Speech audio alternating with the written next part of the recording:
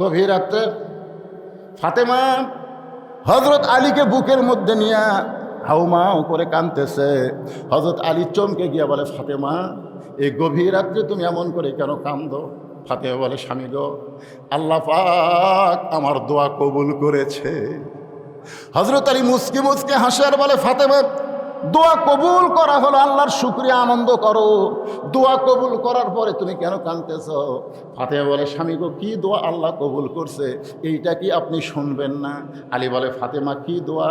ফাতেমা বলতেছে, আমি সব সময় আল্লাহকে বলতাম, আল্লাহ পর্দার ভিতরে আমার মৃত্যু দিও। আল্লাহ তাআলা আমার এই দোয়া কবুল করেছে। আলী মুচকি মুচকি হাসে আর বলে, পাগলি, যে মেয়েটা সারা জীবন পর্দা করলো সে তো পর্দার মধ্যেই মৃত্যুবরণ করবে। আর এই দোয়া কবুল করার পরে কান্নার কারণ কি? যেই মেয়েটা সারা জীবন পর্দার মধ্যেই ছিল তার মৃত্যু তো পর্দার মধ্যেই হবে। জোরে করার কথা ঠিক কিনা? আর আমাদের বাংলাদেশের যে মেয়েটা সারা জীবন পর্দা করেনি, মরার পরে তার পর্দা হয়। আপনাকে এলাকার খবর আমি জানি না, আমার এলাকার মেয়ে মানুষ মরলে 5 কাপড়। কয় কাপড়? 5 কাপড়। লাশটা বান্ধার পরে ওটা খাটনিতে রাখার পরে আবার চাদর দিয়ে ঢাকে। ওই গোটা খাটনি চাদর দিয়ে ঢাকছে। ফেরেশতারা ঘুরতেছে আর বলতেছে, আল্লাহ এই মেয়ে যখন জীবিত আসলো তখন গোটা খলসাগুড়ি এলাকা ঘুরে বেড়াচ্ছে, এলাকার সব লোক চিনে। আল্লাহ তো মরার পরে 5 কাপড় আবার চাদর দিয়ে ঢাকা খেন। আল্লাহ বলে, ফেরেশতা ওই দেশের নাম বাংলাদেশ রে। ওই দেশের মেয়েরা বাঁচতে পর্দা করে না রে, মরার পরে করে রে। মরার আমার এক দাদি বোরকা পরে রাস্তা দিয়ে যায়, এমনভাবে যায় মানে পড়ে দেবে। কে দাদি? দাদি এইভাবে বোরকা পরছেন কেন? মরা লাগবি ভাই, মরা লাগবি ভাই। আমি দাদা করলাম, কে দাদা? এই দাদি যে এইরকম বোরকা পরে চলতেছে, এই যুবতী অবস্থায় কেমন আছিল? হাই রে শয়তান। যখন আমার দাদি যুবতী আসছিল তখন বোরকা পরেনি, এখন বুড়ি। যে বুড়ির দিকে একটা বুড়াও তাকায় না, উই বোরকা পরে। আপনার বলেন তো 50 বছর আমের গাছের গোড়াত কেউ যদি বেড়া দেয়, কে ভাই বেড়া দিচ্ছেন কেন? গরু ছাগল যদি খায়। আরে পাগলা, 50 বছর গাছের দিকে গরু ছাগল ঘৃণা করেও তাকাবি না। বেড়া যদি দিবার চাস, ওই যে ছোট লকা পাতা বার আছে ওই গাছত বেড়া দে। পর্দা করতে হবে বুড়িদের না, পর্দা করতে হবে পরিমণির মতন যুবতী নারীদের। জোরে বলেন কথা ঠিক না? আর মায়েরা শোনেন, হযরত আলী মুচকি মুচকি হাসে আর বলে, ফাতেমা সারা জীবন তুমি পর্দা করেছ, আর পর্দার মধ্যেই আল্লাহ তোমার মৃত্যু দিবে, তুমি কান্দো কেন? ফাতেমা বলে, স্বামী গো, এই মৃত্যু কবে হবে আপনি কি জানেন? আলী বলতেছে, ফাতেমা মৃত্যুর খবর দুনিয়ার কেউ বলতে পারে না। এ ঠিক সবাই বললেন না কেন? মৃত্যুর খবর দুনিয়ার কেউ বলতে পারে? পারে। আগামীকাল কি হবে? আগামীকাল 4 তারিখেও কিন্তু প্রধানমন্ত্রী, সাবেক প্রধানমন্ত্রী চিন্তা করেনি 5 তারিখ এইভাবে যাওয়া লাগবে। জোরে কথা কন না কেন? আর একটা বাংলাদেশের লোক কাউয়া করেছেন, কাউয়া। হাই রে ভাই, ওর যা মোশান ভাই, ওর ধরে ধরে টেজে তুলে দেওয়া লাগে। মা বাপ বল নাই, কোনো মতো মাইক প্যাক হয়, খেলা হবে, খেলা হবে। আরে পাগলা, খেলবার গেলে মাজাত শক্তি লাগবে। তোরে কোন কথা ঠিক কি না?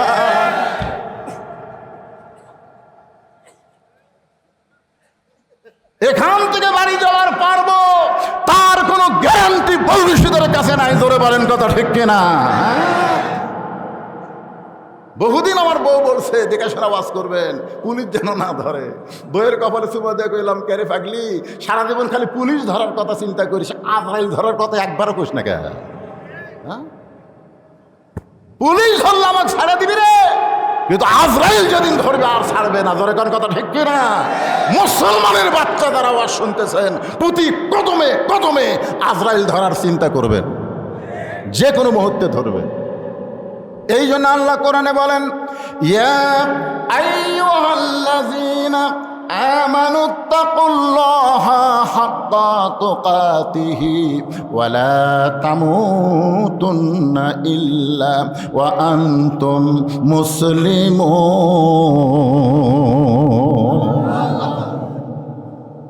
কোনো টেনশন নাই।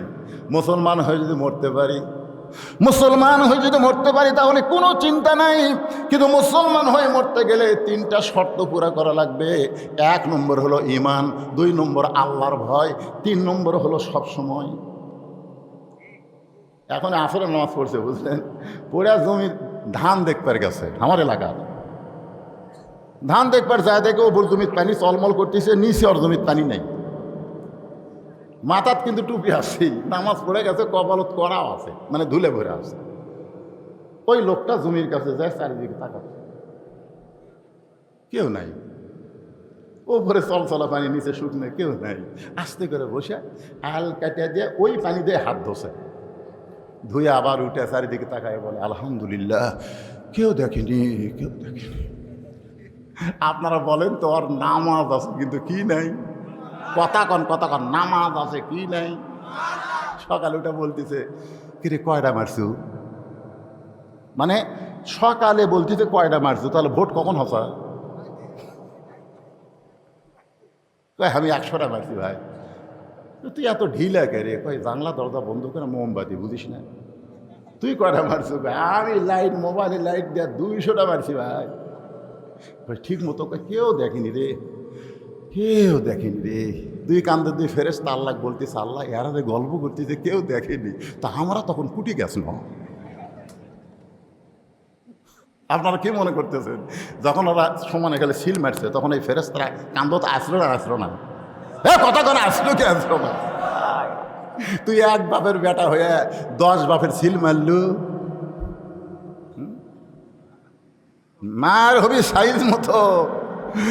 সাইজ মতো মার আছে না নাই? সে যে কেন এলো না, কিছু ভালো লাগে না, কবরে আসুক তরে আমি সিল মারিব।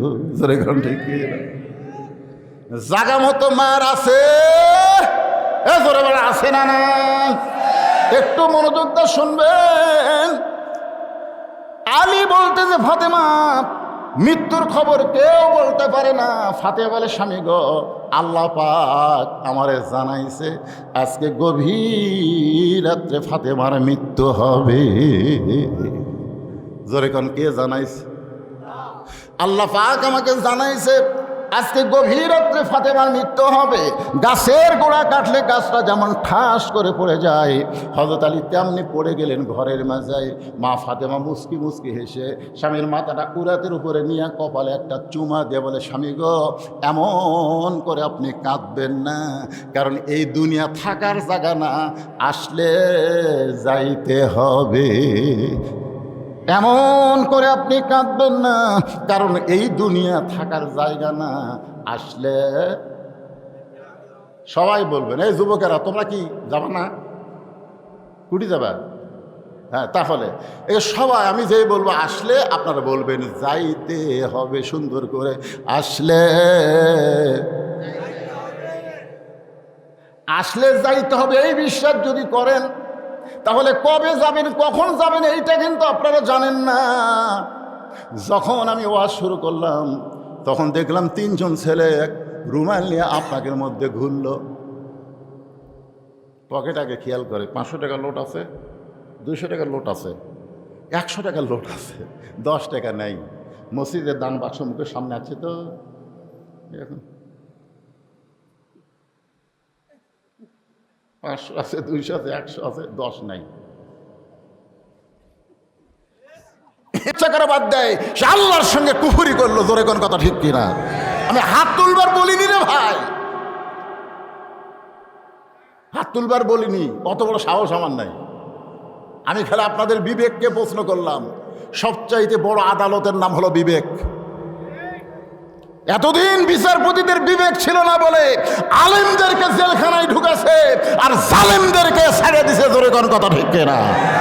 আদালত ছিল, বিচারক ছিল, কিন্তু বিবেক ছিল না। বিবেক সবচাইতে বড় আদালতের নাম কি? আরো জোরে কর না কে? বিবেক। আপনার বিবেকের আদালতে আপনি প্রশ্ন করেন। এশার নামাজ না পড়া ওয়াজ শুনতেছেন, ফজর আগে আপনি মরে গেলেন। দুনিয়ার কত মুসলমান আপনার জানাজা দোয়া করলে আপনি বেহেশত যাবেন? আপনি যদি এশার নামাজ না পড়ার পরে ফজর যদি পড়ার আগে মারা যান, কেউ যদি আপনার জানাজা নাও করে, এশার নামাজের কারণে আল্লাহ পাক আপনাকে জান্নাত দিবার পারে। জোরে কোন কথা ঠিক? হ্যাঁ, কবরে যখন যাবেন, কবরে যাওয়ার পরে মুনকির নাকির এসে কোন প্রশ্ন করবে, মান রব্বুকা, তোমার রবকে? তখন আপনার কিছুই করা লাগবে না, আপনি খালি শুয়ে থাকবেন, আপনার নামাজ খাড়া হবে, নামাজ খাড়া হবে। খাড়া হয়ে বলবে, এই মুনকির নাকির, এই কাকে রব সম্পর্কে প্রশ্ন করতেছিস? কেবল আরামের ঘুম দিল, আরে ঘুম ভাঙাবার তোর কে করো? তখন কয়, রে আমি যে মুর্দাকে প্রশ্ন করতেছি আল্লাহর হুকুমে, আর তুমি কেটা? বল আমি নামাজ, আমি নামাজ। হিসাব দে, সারা জীবনে কত রাকাত নামাজ পড়ছে, হিসাব দে। মুনকির নাকির কয়, আমরা কি হিসাব জানি? তাহলে হিসাব জানিস নি, মান রব্বুকার প্রশ্ন করিস? যে লোকটা মসজিদে গিয়েই বলছে আলহামদুলিল্লাহ রব্বিল আলামিন, রুকুত গিয়ে বলছে সুবহান রব্বিল আযীম, সেজদাত গিয়ে বলছে সুবহান রব্বিল আলা, এতবার রব রব রব রব জিকির করে আবার কবরত এসে আবার রব। মুনকির নাকির কয়, আল্লাহ তোমার বান্দাক মান রব্বুকা প্রশ্ন করার কারণে নামাজ যে খেপা খেপছে, আল্লাহ বলে যে নামাজ নে কবরত আছে, তার রবের উত্তর হয়ে গেছে। জোরে কান সুবহানাল্লাহ। নামাজ ছাড়া মুসলমান। ইমানের পরে ওয়ামিলুস সালিহাত, নেক আমলের 1 নম্বর নেক আমল হচ্ছে নামাজ। কেউ কয় সালাত, কেউ কয় নামাজ, যাই হোক আমরা নামাজ করলে সালাত একই জিনিস।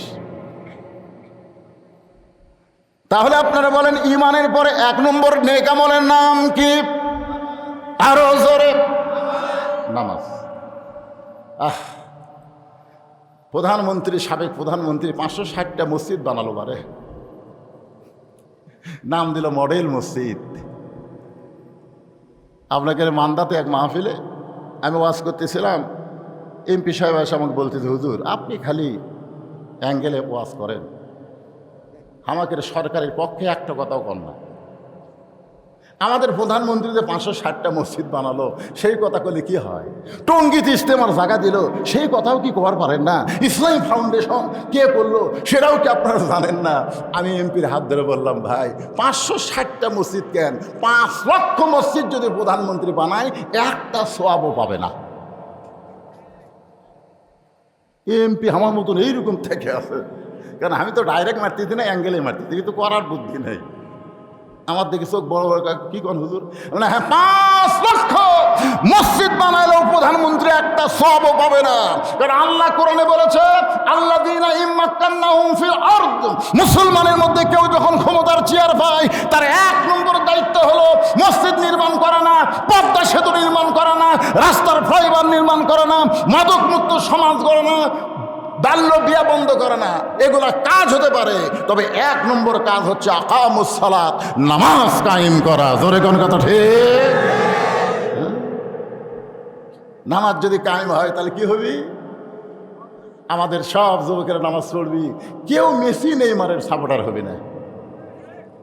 একজন 5 ওয়াক্ত নামাজি ছেলে একটা খ্রিস্টান ইহুদির সাপোর্টার হবে? আর আমাদের ছেলেরা কি করতেছে? Messi Neymar, Messi Neymar. আল্লাহ কোরআনে বলেন, ইন্নাস সালাতা তানহা আনিল ফাহশাই ওয়াল মুনকার, একমাত্র নামাজই পারে মানুষকে যাবতীয় খারাপি থেকে বাঁচায় দিতে। 5 ওয়াক্ত নামাজি ছেলেরা কোনোদিন পরনারীর দিকে তাকাবে না। 5 ওয়াক্ত নামাজি ছেলেরা কোনোদিন বিবাহে ডিমান্ড নেবে না। যত দূর পারে নগদ মহারণা দিয়ে তারা বিবাহ করবে। 5 ওয়াক্ত ছেলে যারা হয়, তাদের চাল চরিত্র দেখলি বোঝা যায়। কথাটা একটু জোরে বলেন, ঠিক? আমি কিন্তু 5 ওয়াক্ত নামাজের কথা বলতেছি, জুম্মা পার্টির কথা কিন্তু কইনি। হ্যাঁ, জুম্মা পার্টি নাই, 5 ওয়াক্ত নাই, জুম্মার দিনে সবার শেষে এসে আগে যায়। আয় হায়, আল্লাহ রহমান রহিম হাসরের ময়দানের দিন হয়তো বলতে পারে, যারা 5 ওয়াক্ত পড়ো নাই, শুধু জুমার নামাজ আদায় করেছো, আমি আল্লাহ তাদেরকে জান্নাত দিলাম, যাও। তখন জুম্মা পার্টি খুশি হয়ে মারবি দৌড়, যা দেখবে জান্নাতের দরজাতে একটা তালা। তো বলবে, আল্লাহ আপনি হয়তো জান্নাত দিলেন, তো তালা কেন? আল্লাহ বলে, চাবি তোদের কাছে আছে, খুঁজে দেখ। ওরা 2 পকেট খুঁজে দেখবে, একটা চাবি আছে, তালার মধ্যে ঢুকবে কিন্তু ঘুরবি না। আল্লাহ তালার মধ্যে চাবি ঢুকলো কিন্তু ঘোরে না। আল্লাহ বলবেন তালার মধ্যে 5টা দাগ আছে, তোদের চাবির মধ্যেও 5টা দাগ থাকা লাগবে, দেখ তো চাবির খবর কি। বলে আমাকে চাবি হলো তেল তেলা। তার মানে 5 ওয়াক্ত নামাজ নাই, জান্নাত দেখে ফেরত আয়। যারা 5 ওয়াক্ত বাদ দিয়ে খালি জুম্মা মারতেছেন তারা জান্নাত দেখবার পারবেন কিন্তু ঢুকবার পারবেন। তাহলে ঈমান গ্রহণ করার পরে 1 নম্বর নেক আমল হলো নামাজ। পুরুষের জন্য 1 নম্বর নেক আমল হলো নামাজ, আর নারীদের জন্য 1 নম্বর নেক আমল হলো পর্দা। সুবহানাল্লাহ, জোরে কান। আমার মায়েরা যারা আছেন, ও মা শোনেন, আপনারা কিন্তু যতই আমল করেন পর্দা যদি না থাকে একটা আমল আল্লাহর দরবারে কবুল হবে? জোরে বলেন হবে? মেয়েরা যদি পর্দানিশী হয়, ওই পর্দানিশীর মায়ের পেট থেকে যে সন্তান আসবে সেই সন্তান ইসলামী আন্দোলনের কর্মী হবে। আর বেপর্দা নারীর পেট থেকে যে মালগুলা বাড়াবে সবগুলা সিজার করা। জোরে কোন কি করা? সিজার। হ্যাঁ, আমার এলাকার এক ভাবি খুবই পর্দানিশী, ও পেটের বেদনা উঠছে 7 দিন হলে, গেলে ও মারে করতেছে। তা আমি আমার ভাইকে বললাম সিজার করাও। আমি বহুবার বলছি, না সিজার করবার গেলে পরপুরুষ যদি আমার পেট দেখে মরে যাবো, কিন্তু আমার শরীর কাউকে দেখাবো না। আল্লাহর কি কারণ নর্মালে বাচ্চা হলো। আমি চিন্তা করলাম আসলে সবগুলা মায়ের বাচ্চাই নর্মালে হবে, মায়েরা যদি ধৈর্যশীলা হয়। আমরা ছোটবেলা একটা গান শুনছিলাম, ভাই শুনছে কিনা? কি বলবো প্রসবের কথা, মা বেনে সেই ব্যথা কেউ তো বুঝিবে না। মাজন ঠেকিয়া সন্তানের দায়, অকালে মা মারা যায়, কেন সে মায়ের ভক্তি করো না। এমন দরদি ভাবে কেউ হবে না আমার মা, মা গো। এখন অধৈর্য মেয়ে পেটের বেদনা উঠলে চিলাচিলি করে, স্বামী লিয়ে গেছে সিজার করবার। ডাক্তার পরীক্ষা করে বলতেছে একটু ব্যাকা হয়ে আছে, পানি নাই, মানে টাকা খামার জন্যে এখন পেট কাটা বার করছে। পেট কাটা দেখে তোর ঘুমই ভাঙেনি, কারণ 2 দিন পরেই নর্মালে হবে। ওই 2 দিন আগে যে পেট কাটছেন কি করবি? তখন ডাক্তাররা কয় কে রে, আর তো ঘুম ভাঙলো না, কি করা হয়? তখন পেটের মধ্যে বার করে পাও ধরে, বুঝছেন, ছোটো বাচ্চার পাও ধরে এইরকম একটা ঘুরুম দেয়, ঘুরমা দিলে ওঠে। ওই যে মাথার ঝাঁকি লাগে, এই ঝাঁকি লাগার কারণে মোবাইল ছাড়া ভাত খায় না। জোরে কোন কথা, ঠিক না? ও ভাত খেলে গেলে খাবি না, মোবাইল চালু করে দিলে খাবি, ওই সিজার করা।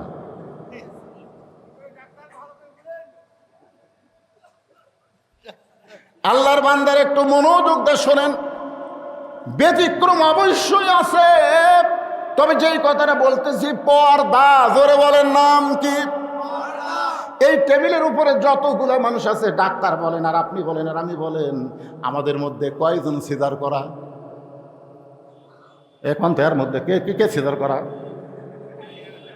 তার মানে বোঝা গেল আগে সিজার তো ছিল না। আমি আমার মা বোনদের জন্য বলতেছি, মা এই দুনিয়া শেষ না। আল্লাহ কোরআনে বলেছেন বাল তুসিরুনাল হায়াতাদ দুনিয়া ওয়াল আখিরাতু খায়রু ওয়া আবকা। মেয়েদের 1 নম্বর নেক আমলের নাম কি? জোরে বলেন। কিনছে নিচে থাকে দোপা আর শালিক ঠিউছে, মানে হুন্ডের সাইজ কি ট্যাঙ্কি এইরকম, এটি দোপা পিছন থেকে এইরকম উঠছে, উঁচা করে বলে শাইলি পিছনে উঠবি, আমার ঘাড়ের উপর হাত দিবি, আলাদা টেস্ট হবে। আমি মেয়েদের জন্য বলতেছি, মা পুরুষের মধ্যে 2টা দলকে কাল সাপের মতন ভয় করবা।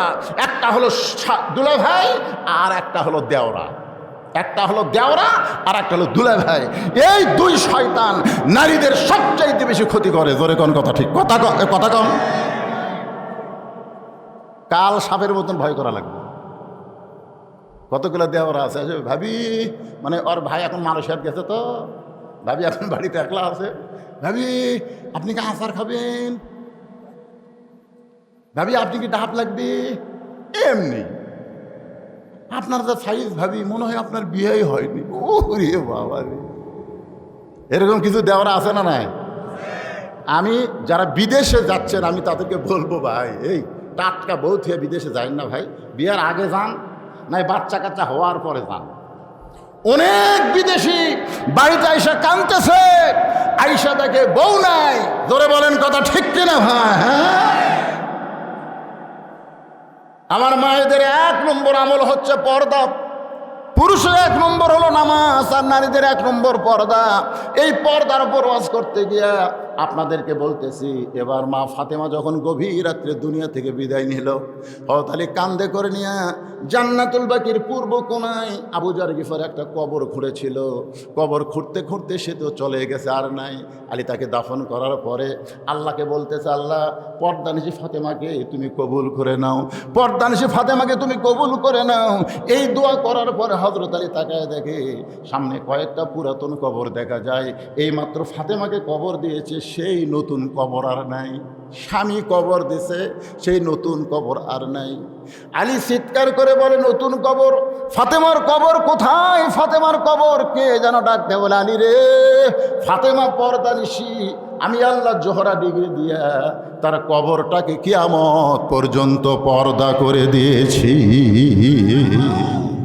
আমার মায়েরা, আপনাদের জন্য পর্দার ওয়াজ করলাম। এবার আমিলুস সলিহা, পুরুষের জন্য 1 নম্বর কি? নামাজ। আর নারীদের জন্য 1 নম্বর কি? শেষ।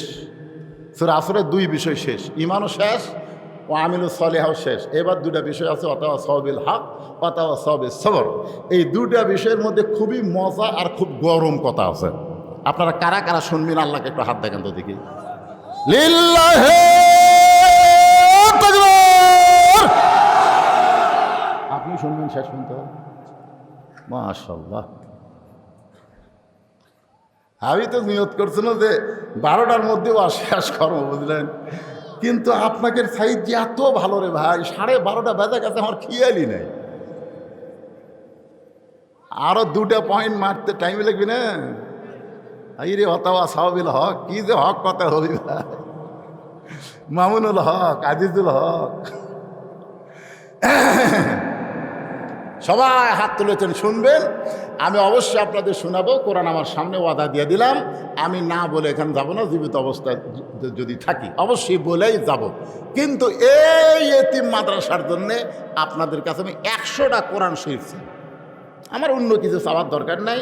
1 কোরআন শরীফ মাত্র 500 টাকা। বাপ মা যাদের কবরে গেছে, বাপ মা রুহের মাগফিরাতে এই মাদ্রাসায় 500 টাকা দিবেন, একটা কোরআন দানের সওয়াব আল্লাহ আপনাকে আমলনামা দিয়ে দিবে। যাদের বাপ মা মরে গেছে ভাই, কিংবা বাপ মা যদি বেঁচে থাকে, বাপ মার হায়াত যেন আল্লাহ বাড়ায় দেয়, এই নিয়ামতের জন্যে এই নবীর এতিম মাদ্রাসায় একটা কোরআন শরীফ রে মাত্র 500 টাকা যার পকেটে আছে, এই দান বাক্স ঠেলা মারেন, ঠেলা না মারে পকেট থেকে 500 টাকা বার করেন, আর চিন্তা করেন আসলে যাইতে হবে, আসলে যাইতে হবে। এমন এক বাঁশ দেয়, তো আসাও তো কঠিন। 100টা কোরআন শরীফ চাইছি, এতগুলো মানুষের মধ্যে মাত্র 100টা। কেউ যদি বলে হুজুর আমি 1,10,000 দেবো, 1,10,000 দেব, দেন, অসুবিধা নাই। এখানে সভাপতি সাহেব বসে আছে, আরও সভাপতি আছে, তারা যদি কয় আমরা 1টা কেন দেবো, 2টা করে দেবো, 4টা করে দেবো, সর্বসাকুল্যে 100টা কোরআন শরীফ হলেই চলবে। মাঝখানে কয়টা আসলে আমার কাছে জমা দাও, হিসাব দেওয়া রাখবি না। একটায় একটা যে দিছে সেই আল্লাহর বান্দার নাম কি? কুটি বাড়ি এখানকার না, মোহাম্মদ মেহের আলী সর্বপ্রথম আল্লাহর নবীর এতিম ঘরে একটা কোরআন শরীফ 500 টাকা ধরে বলেন মারহাবা। বাপ মা যদি কবরে যায়, এই কোরআন দানের উসিলায় আল্লাহ বাপ মার কবরকে জান্নাতের টুকরা বানায় দেন, আল্লাহুম্মা আমিন। ওই পঞ্চগড় কেবারে এবারে পঞ্চগড়ের লোক এটি কি করে রে? পঞ্চগড় বোঝেন? হাই রে, ঠাকুরগাঁও জাতি জাতি গাঁও হাফসা যায়, তারপর আবার পঞ্চগড়। সেই পঞ্চগড় থেকে আপনাকে টিক্কা দিয়ে কোরআনের 500 টাকা করছে দান। আল্লাহ তার দানকে কবুল করে নিয়ে জান্নাত ঘরের মালিক বানান। 3 জন মিলে 1500 টাকা। আপনি খালি হিসাব করেন, আপনার কামটা খালি হিসাব করা। 100 টাকা হলেই হলো, আর নেব না। 100-এর বেশি একটাও নেওয়া যাবে না। এটি 2000, তাহলে 4ডা, এটি 1500 মানে 3ডা, এটি আর একটা এসে গেল। আল্লাহ একজন উঠবেন না, হাত তুলছেন, এখন যদি উঠে যান, এই মাইকের এটা খুলতে থাকে,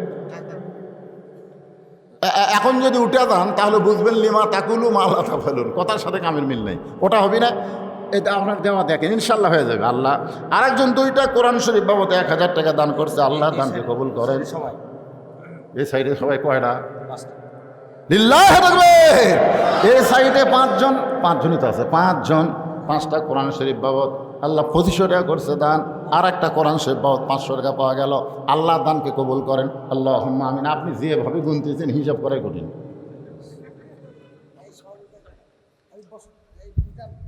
এই মাদ্রাসার কমিটি নাই, এই কমিটির লোকের আগে দান করছেন তো, আবার একটা করে কোরআন শরীফ দেন ভাই। এই মাঝখানে ওঠা বসা করেন কেন? ওঠা বসা করবেন কেন? ওঠা বসা করেন না, আল্লাহর রাস্তায় বসেন। এই কোরআন আদায় করতে কতক্ষণ লাগবে? 100টা কোরআন শরীফ দুনিয়ারই। আমার মা বোনেরা দিবে রে, মা বোনদের যে ওয়াজ করছি, কিন্তু যায় কে? লোক আছে। মায়েরা বিশ্বস্ত লোকের হাতে টাকা দিবেন মা। হ্যাঁ, আসলে ও মায়েরা টাকা দেয়, আরেকদিকে চলে যায়, বোঝেন না? খুব বিশ্বস্ত লোক লাগবে। আল্লাহ আর একজন কোরআন বাবদ 500 টাকা দান করছে, আল্লাহ দানকে কবুল করেন, আল্লাহুম্মা আমিন। নাম হলো মোহাম্মদ শাহিনুর, 500 টাকা কোরআন শরীফ বাবদ করছে দান, আল্লাহ দানকে কবুল করেন। আর একজন কোরআন শরীফ বাবদ 500 টাকা দান করছে, আল্লাহ দান কবুল করেন, আল্লাহুম্মা আমিন। এই কতগুলো ছেলে পেলেরা এই দান তুললে ওরা লাভ দেওয়া, তোমরা উৎসাহ দিবা, বসে থাকে পাগলা। এই দান দেখাও তো একটা সোয়াব, মারহাবা করলেও সোয়াব, বুঝেন না কেন? সবাইকে দেওয়া লাগবে। তাই যাদের পকেটে 500 টাকা আছে আমি তাদের কাছে দাবি করছি, আর একজন কোরআন শরীফ বাবদ 500 টাকা দান করছে, আল্লাহ কবুল করেন, আল্লাহুম্মা আমিন।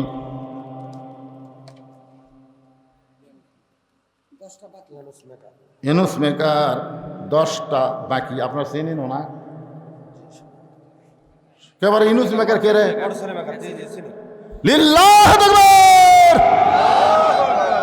আল্লাহ ইনুস মেকারের মোটর সাইকেলের আরো যেন ভিড় বেড়া যায়, জোরে কান আমিন। একাই 10টা কোরআন শরীফ, জোরে বলেন মারহাবা। মাশাআল্লাহ, দেখছেন ইউনুস মেকার একাই 10টা কোরআন শরীফ দান করছে, আল্লাহ দানকে কবুল করেন, আল্লাহুম্মা আমিন, আল্লাহুম্মা আমিন। কবুল করো মোদের কামনা, দানকারীকে দিবেন জান্নাত, আল্লাহ নিরাশ করবেন না। ওয়াতাওয়াসাউ বিল হক, আদায় হবে, আবার ওয়াজও করি, কারণ রাত অনেক হয়ে যাচ্ছে ভাই। ওয়াতাওয়াসাউ বিল হক, আপনারা বলেন তো যত হক দুনিয়াতে আছে সবচাইতে দামি এবং সবচাইতে গুরুত্বপূর্ণ হক কোনটা? সবচাইতে দামি এবং গুরুত্বপূর্ণ হক হচ্ছে জাআত সাকারাতুল মাউত হকন। সুবহানাল্লাহ খান। হিন্দু হোক, বৌদ্ধ হোক, খ্রিস্টান হোক, আর যে জাতিরই লোক হোক, মরা লাগবে, এই সত্যটা সকলে বিশ্বাস করে, জোরে কোন ঠিক? তাহলে মরাই যদি লাগে পশুর মতন মরব না, আমরা মুসলমান হয়ে মৃত্যুবরণ করব। আর মুসলমান হয়ে মৃত্যুবরণ করতে গেলে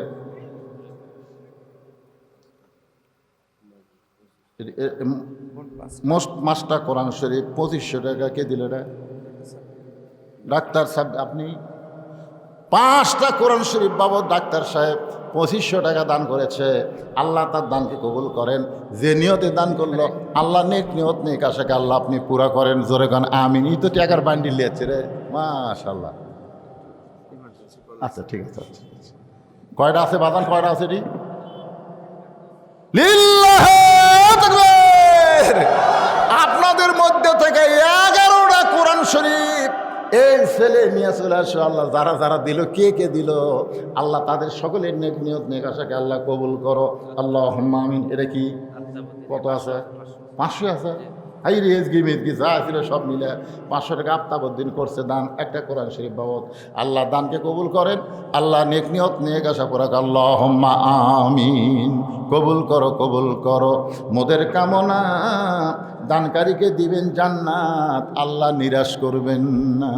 বাজান ওয়াতাওয়াসাউ বিল হক, হকের পথে থাকতে হবে, হকের কথা বলতে হবে। হক পথে চলতে চলতে যদি মৃত্যু হয়ে যায়, সেই মৃত্যুটা বরণ করা লাগবে, জোরে বলেন ঠিক কিনা? আপনারা বলেন তো, এই যে 16 বছরের লাগাতার 16 বছরের ভোটবিহীন স্বৈরাজ সরকারকে হটাইতে গিয়া যারা জীবন দিল, তারা হক পথে দিছে না বাতিল পথে? আরো জোরে বলেন। হক পথে যদি জীবন দেয়, আমরা তাদের সবার জন্য দোয়া করব, আল্লাহ তাদের যাওয়াটাকে যেন শহীদের মর্যাদা দান করে দেয়। অতাওয়াসাউ বিল হক, হক কথা বলতে হবে ভাই। যখন ডাইরেক্ট বলা যাবে না, আল্লাহ কোরআনে বলেছেন উদউ ইলা সাবিলি রাব্বিকা বিল হিকমা, যখন ডাইরেক্ট বলা যাবে না, তখন অ্যাঙ্গেলে হিকমতের সাথে বলা লাগবে। একটা হক কথা বলি, 6 বছর আম বাগানের চাষ করছে, এরা রাজশাহীর মধ্যে। আম কম না বেশি? জ্যৈষ্ঠী মাসে দেখতে গেছে আম পাকছে কিনা, জ্যৈষ্ঠী মাসে দেখতে গেছে গাছের বাগানের মালিক পাকছে কিনা, গিয়া দেখে ছোট্ট একটা বাচ্চা গাছের ডালে বসে আম পাড়তেছে আর ব্যাগের মধ্যে ঢুকাচ্ছে। বাগানের মালিক বলে, আমি খাইনি, আমার পরিবারের কেউ একটা আম খায় নাই, আর তুই আমার গাছে চড়ে আম পাড়তেছিস, তোর বাপকে গিয়ে বিচার দিব। এই তোর বাপকে গিয়ে বিচার দিব। ছেলে খালি মুচকি মুচকি হাসে। বাগানের মালিক বলে, হাসিস কেন? বলে, হাসার কারণ হলো আমার বাপকে কোথায় খুঁজবার যাবেন, আমার বাবা আর এক গাছত চড়ছে। তাকায় দেখে ওর বাপ খালি আম পাড়ে আর বস্তা ভরায়। ও গাছের নিচে বসে কান্দে আর বলে, আল্লাহ বিচার দিব কার কাছে? বেটাও সোর, বাপও সোর। সবচাইতে বড় হক কথা হলো, ইংরেজদের আইন দিয়া, ডক্টর কামালের সংবিধান দিয়ে এই বাংলাদেশে হক বিচার হবে না, হক পথে চলা যাবে না। হক পথে যদি চলতে চাই, হক বিচার যদি পেতে চাই, আল্লাহর কোরআন ছাড়া বিকল্প কোনো রাস্তা নাই। আল কোরআনের আলো, ওটা হচ্ছে অ্যাঙ্গেল মার্কা। হক কথা হলো সংসদে জালো। ওয়াতাওয়াসাউ বিল হকের ওয়াজ হচ্ছে না? তা আপনি কি করবেন, ঘরে ঘরে না সংসদে? সবাই গলা খাঁকড়ে দেন। আল কোরআনের আলো। 300 জন ভালো মানুষকে যদি আমরা সংসদে পাঠাবার পারি, 18 কোটি খারাপ মানুষকে ভালো করতে 5 দিনও লাগবে না। যেরকম কথা ঠিক কিনা? খালি কসে করোনা ধরবি রে। মসজিদে 5 ওয়াক্তে 5 জন, জুমাতে 10 জন, তারাবির 12 জন। আমার এক চৌকিদার মাইকিং করতেছে, সরকারি ঘোষণা শুনুন, সরকারি ঘোষণা শুনুন, 5 ওয়াক্তে 5 জন, জুমাতে 10 জন, তারাবিতে 12 জন, এর বেশি মুসল্লি মসজিদে ঢোকা যাবে না। এই ঘোষণার পরে দাফাদার আসে 1 ফুট পর পর একটা করে সাদা টান দিল, রং দিয়ে সাদা টান দিল। এটি একজন। আজকে ইমাম সাহেব বলল, পায়ের গোড়ালির সঙ্গে গোড়ালি মিল করে পায়ের সঙ্গে পা লাগায় কাতার সোজা করুন। জোরে কথা ঠিক কিনা? আপনারা বলেন তো, করোনার সময় কথা কন না, হক কথা বলা লাগবে না? ওই সময় যদি আমরা বলতাম, কিসের করোনা, করোনার কোনো ক্ষমতা নেই, মারার ক্ষমতা কার? আরো জোরে বলেন কার? নবীর তরিকা অনুযায়ী কাতারবদ্ধ হয়ে আমরা নামাজ পড়বো। আমরা কাতারের মধ্যে ফাঁক রাখবো না। কাতারের মধ্যে ফাঁক রাখলে শয়তান ঢুকবে। জোরে কোন কথা ঠিক? কারণটা কি? মানুষের আইন চলতেছে, হক কথাও ইমাম সাহেব বলবার পারতেছে না, বরং ইমামও বলতেছে। এমনকি হজ করবার যারা গেছে, কাবা ঘর তারা স্পর্শ করবার পারেনি। করোনার সময় তারা হজ করছে, শুনে দেখবেন কাবার একেবারে 4 ফুট দূর দিয়ে একটা করে দেওয়াল তুলে দিছে। কাবার ধরবে আর ওই একসাথে তপ থাকা হবে না। এটি এক ভাই থাকলে আমাকে এটি থাকা লাগবে। হাই হাই রে, যেটি থেকে ইসলাম দুনিয়া চলে এলো, ওরা করোনার ভয়ে ফাঁক করে দিল, ফাঁক। অথচ হক কথা বলার কেউ নাই, কারণ ওখানেও পুরোপুরি আল্লাহর কোরআনের আইন চলতেছে না, যার কারণে মানুষ অন্য কেউ মারবে বিশ্বাস করে, হক কথা হলো একমাত্র মারার মালিক কে? আল্লাযী খালাকাল মাউতা ওয়াল হায়াতা লিয়াবলুয়াকুম আইয়ুকুম আহসানু আমালা। জোরে বলেন আল্লাহু আকবার। মারার মালিক কে? বাঁচানোর মালিক কে? আল্লাহ পরীক্ষা করতেছে ভালো আমলের জন্য। অতাওয়াসাউ বিল হকের পরে অতাওয়াসাউ বিস সবর। হক পথে চলতে গেলে বিপদ আপদ মুসিবত আসবেই, তখন ধৈর্য ধারণ করা লাগবে। এই ধৈর্য ধারণটা কেমন? একটা উপদেশ দিলাম যে মায়ের কোনোদিন বাচ্চা হয়নি, মায়ের বাচ্চা কোনোদিন হয়নি, এবার প্রথম বাচ্চা হবে, এরকম মেয়ে নাই, প্রথম বাচ্চা হবে। আপনারা বলেন তো, ওই কি প্রসব বেদনা বোঝায়? যে প্রসব বেদনা উঠছে, আমার বউকে আমি বলছিলাম যে তোমার যে প্রসব বেদনা প্রথম উঠো কোন দিকে যায়? নিজ দিকে যায়, নৌপুর দিকে যায়। আমার ধারণা বাচ্চা নিজ দিক দিয়ে পারাবি, বেদনাও নিজ দিকে হবে। বউ কয় না গো, কলজাত এটি এইভাবে খামসা ধরে। বাঁচবো না, মরবো, বিষ খাবো, জীবন দিব, গলা দড়ি দিব, মানে বিষের জ্বালায় কি বলতেছে তা ঠিক নাই। দাদি নানি দৌড়েছে, কি মরবো, কিসের বিষ খাওয়া, কিসের গলা দড়ি, একে ধাক্কা ঘরে মতো তুলছে। সত বিছনা শুতে ঠান্ডা পানির মধ্যে কাপড় চুপড়াইয়া নাতনির কপালে দেয়, আর কয় দাঁতের উপর দাঁত দিয়ে ধৈর্য ধর, তুই একটা সন্তানের মা হবি, তোর পায়ের তলে সন্তানের বেহেশত হবে, তুই এত বড় একটা পাওনা পাবি রে, ধৈর্য না ধরলে হবে না। আমাদেরও বাচ্চা হয়েছে, তোর নানির তোর মা না হলে তুই কোত্থেকে আসলি? হ্যাঁ, ধৈর্য ধর, পাতা সবে সবর, ধৈর্য ধর, দাঁতের উপর দাঁত দে, মানে ধৈর্য ধরতেছে, পায়ের তলে জান্নাত, বোঝেন না? বাচ্চার মা হবি, বেআইনি কিন্তু খালি সেই রকম ব্যথা হচ্ছে ভাই। হতাশ হবে, সবর, ধৈর্য ধর, ধৈর্য ধর। পরে এক সময় বাচ্চা প্যা করে উঠছে, মার নাই, মা বেহুশ হয়ে গেছে, ওই ব্যাথ নাই, আর মা ঠিক থাকে। মা বেহুশ হয়ে পড়ে গেছে। বাচ্চারে গোসল করানোর পরে ওই বাচ্চা যখন এনে মার বুকে দেয়, মা হুঁশ ফিরে পাইয়া বাচ্চাকে বুকে নিয়া জিব্বা বের করে বাচ্চারে চুমা খায়। দাদি নানি বলে তিরস্কার করে, লাত্তি মার, এরে ফেলা দে, এরই ব্যথার জন্যই তো তুই বলছিলি বিষ খামো মরা যামো, এই দুনিয়ার থাকবো না, তাহলে এরে বুকে কেন নিছিস, এরে মাটির ফেলা দে। তখন মা কান্দার বলে, দাদি গো, কষ্টের পরে এমন শান্তি, এত বড় নিয়ামত আগে যদি জানতাম তাহলে কখনোই অধৈর্য হতাম না। আল্লাহর কোরআনের শুধু আর শুনলে হবে না, এই কোরআনকে যদি বাংলার জমিনে দেখতে চাই তাহলে মায়ের প্রসব বেদনার মতন আমাদেরকে কষ্ট সহ্য করা লাগবে। ওই কষ্ট আমাদের জেল হবে, জুলুম হবে, ফাঁসি হবে।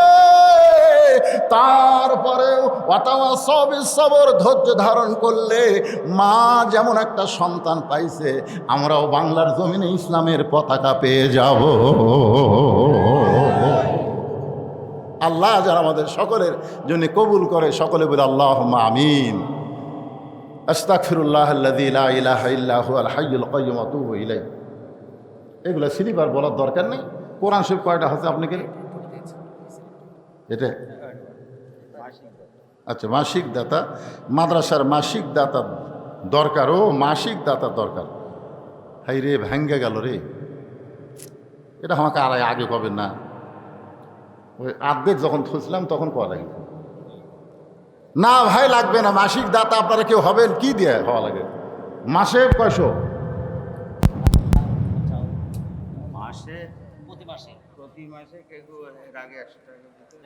মাসিক সদস্য কেউ যদি হওয়ার চান, মাসে 100, বছরে 1200, মাসে 200, বছরে 2400, মাসে 500 চাল, বছরে 12 ধরা চাল, এরকম যদি কেউ হন তাহলে আল্লাহর হস্তে একটু নাম লেখা দেন। অনেকেই কিন্তু সদস্য হয়েছে। মাসিক সদস্য মানে জান্নাতি সদস্য। আপনার এখানকার একটা সদস্য হবেন, ডাক্তারের কাছে আপনাদের যাওয়া লাগবে না ভাই, যান, ডাক্তারের কাছে যাওয়া লাগবে না।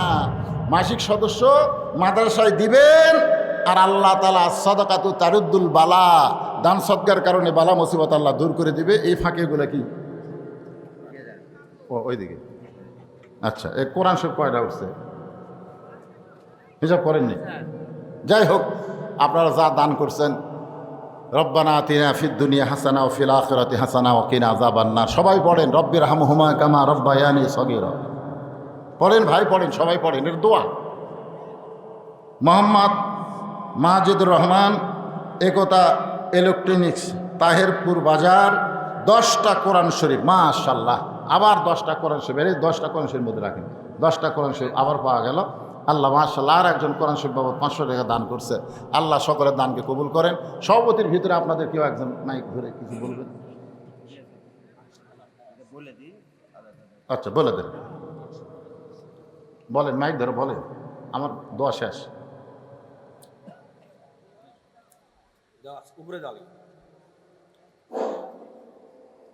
আসসালামু আলাইকুম ওয়া রাহমাতুল্লাহি ওয়া বারাকাতুহু। আপনারা এতক্ষণ যে বক্তব্য শুনলেন, অত্যন্ত সারগর্বপূর্ণ বক্তব্য। এই বক্তব্যগুলো শোনার পরে যদি এটা জীবনে বাস্তবায়ন করতে পারেন, তাহলে এই জালসাতে আসা আপনার সার্থক হবে, আপনার সফল হবে। আর যদি এখান থেকে শুনে ওখান থেকে বের করে দেন, তাহলে কোনো লাভ হবে না। আজকে যে কটি কথা আপনারা শুনলেন, এই মৌলিক বিষয়টা বর্তমান নারীদের পর্দা নেই। এই পর্দা করার জন্য শুধু মেয়েরাই দায়ী নয়, এটাই অভিভাবকরা। আর যে স্ত্রী পর্দা করে না, স্বামী তাকে বাধা দেয় না, সে একটা দায়ী। আর দায়ীটা কখনোই জান্নাতে যাবে না। শুধু মেয়েরাই শাস্তি পাবে না, পুরুষরাও শাস্তি পাবে। দায়ীরা জান্নাতে যাবে, তার কি উপায় হবে? আর ধৈর্য নেওয়া হবে। আল্লাহ পাক বলছেন, ইয়া আইয়ুহাল্লাযীনা আমানু ইসতাঈনু বিস-সাবরি ওয়াস-সালাহ। এই ইমানদারগণ, তোমরা ধৈর্য এবং সালাতের মাধ্যম দিয়ে তুমি ধৈর্য ধরো। দেখেন, বাংলাদেশের প্রেক্ষাপট যদি আপনারা একটু টান দাও তো, যে ধৈর্যে কি হয়, কি হয়ে গেল। অনেক সময় আমরা ধৈর্য ধরেছি, ধৈর্যের ফলও আমাদের কাছে ইনশাআল্লাহ এসে গেছে, কিন্তু এখন আরো ধৈর্য ধরতে হবে। এই ধৈর্য ধরলে মেওয়া ফলবে।